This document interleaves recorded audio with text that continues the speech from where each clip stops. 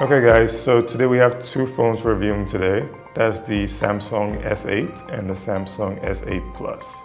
So these phones have really gorgeous screens. As you can see, the Samsung S8 is basically a 5.8 inch screen and the Samsung S8 Plus is a 6.2 8-inch screen. So now if you can see these phones, they're really bright and really vibrant.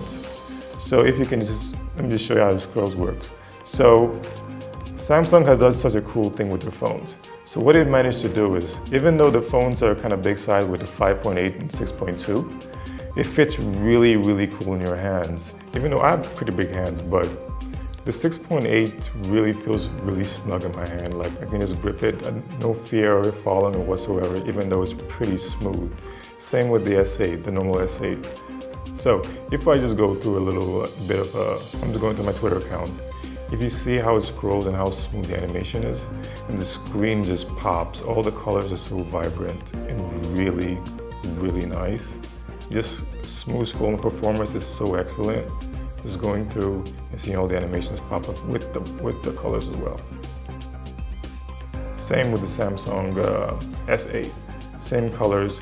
I have a nice little vibrant background here that I borrowed from The Verge, but still pretty good and pretty solid. So if we're comparing the S8 Plus and the normal S8, you can see that, well, they're pretty similar, with the S8 Plus being a bit taller. But we're comparing side by side, they're pretty much the same size as far as thickness.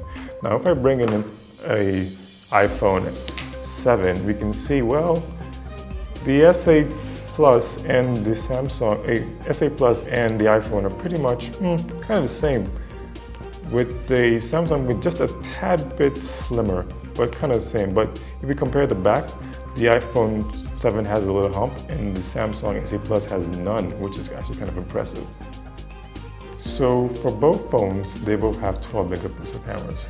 The Samsung S8 has a 12 megapixel camera, and also the Samsung 8 Plus has a 12 megapixel camera. Now, if you notice, they both have the fingerprint scanner right next to the phones.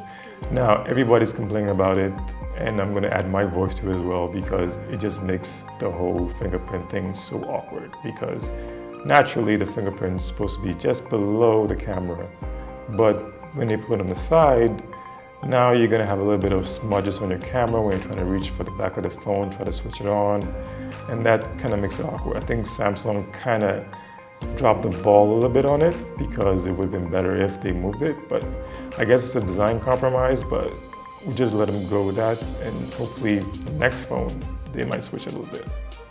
Oh yeah, and also you can see these nice little stickers to the back that Samsung forgot to move when they gave us the review units, but hey, you know, that's what happens when you get a company giving you phones. They have these confidential stickers, don't take any photos, but it is what it is, so we're just gonna go with the flow and just use the phones as it is. It doesn't take away from the value of the phones, because, like I said, screens are still really good, so just forget about the stickers as it is. Okay, so let's talk about the fingerprint scanner. Like I said before, you know, it's awkward. You're gonna have to reach the back and just like feel around it, trying to get the fingerprint to open up the phone. But yeah, like I said, it's a compromise, but it's pretty fast. So if I just turn it off and put it back on again, it just comes on really quick. Let's try it again. Yeah, it's pretty fast. I mean, if you're cool with smudges on your camera phone, you have to wipe it off all the time, but it's a pretty cool feature, though I wish it's still at the bottom of the camera instead of at the side, because it makes it so awkward. But it's pretty good.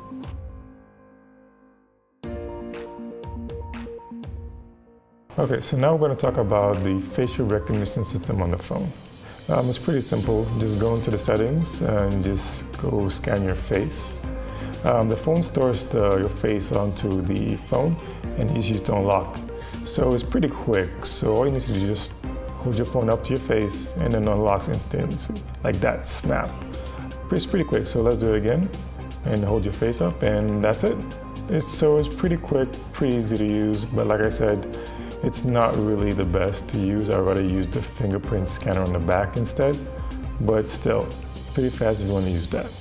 So apart from the whole face recognition feature, Samsung also has brought the iris scanning from the poor Samsung Note 7 into the new phone. So it works the same way. All you have to do is just scan your iris into the phone and it just takes it from there. So all I have to do is just put my phone close to my screen. The phone just recognizes my eyes. It just takes a little bit. So, done. So yeah, so the same works the same way. So all I have to do is just close my phone, open it up, run my face, and that, just like that, it just unlocks your phone easy using your eyes. Because I wear glasses, it's kind of gonna be a little bit of, I don't know, it's gonna be cumbersome taking my glasses off every time I have to just like unlock my phone all the time. But it's a pretty cool feature if you want to use it out. This is one of the best cameras I've used in a while, to be honest with you.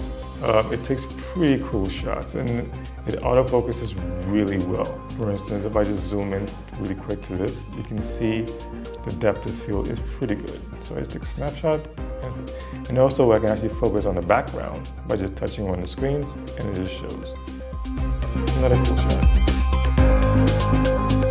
This is going to be one of the best cameras to come out this year, unless of course the iPhone comes out later. But for now, this camera is probably the best camera out there right now if you buy it. So you're gonna have pretty cool shots with this camera when it comes out. So same thing with the Samsung S8 phone. The camera is pretty much the same 12 megapixels, and still gives you that great vibrant color when you take shots. Still with the autofocus, pretty good. Come in, just focus on it, and it takes great pictures. Same thing with the autofocus. You can just tap the background there, and it shows you that portion. And even like just straight, look how cool that, autofocus is so fast and gives you really good shots with everything you go into.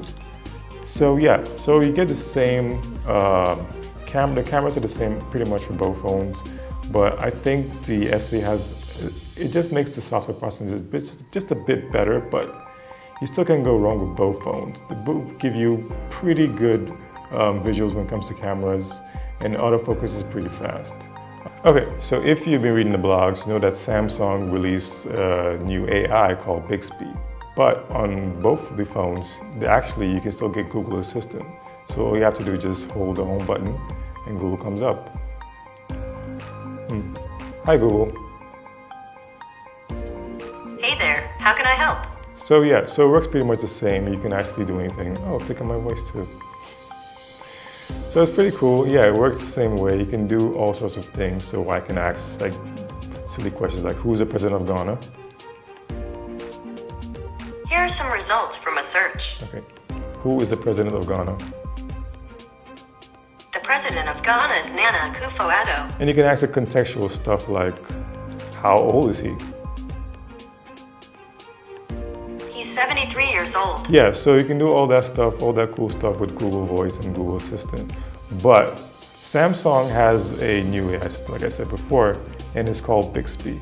Unfortunately, the voice feature for Bixby does not work yet. So it's kind of hard to test it. It gives you basic card information from all your sources like Twitter, gives you weather updates, business news, all that stuff, but there is no voice feature.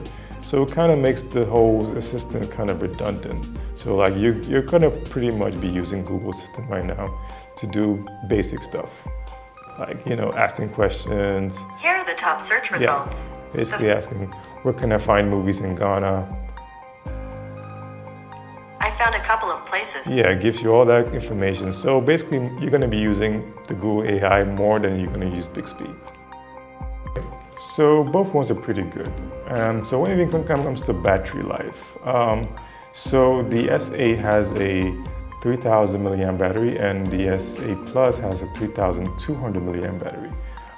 So I've been testing this phone just a little bit. The batteries are pretty good and pretty standard. They don't really push the boundaries, they're not evolutionary, but they pretty much get to the day. Now, if we're talking about price-wise, now these phones are really expensive, but they're premium, so what do you expect? It's Samsung. So both phones go for $750 for just the S8, and the S8 Plus goes around maybe $780 to $800. Now, if we're comparing that to Ghana prices, you're going to pay pretty much for the S8, you're going to pay about, I would say about $3,200, $3,500. And the S8 Plus, you're gonna pay around maybe $3,500, $3,800, depending on how much Samsung prices the phones. So these two phones come out next month, actually, around mid-May. Samsung will be probably doing a promo event for these devices, so you can actually find when they come out. But if you really want these phones, you're gonna have to probably save a bit more money than you usually would to buy these phones, because they're really good, they feel really good in your hands. The screens are awesome.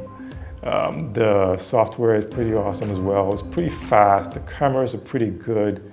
The images are pretty sharp. Like I said before, probably the best camera phones on the market right now.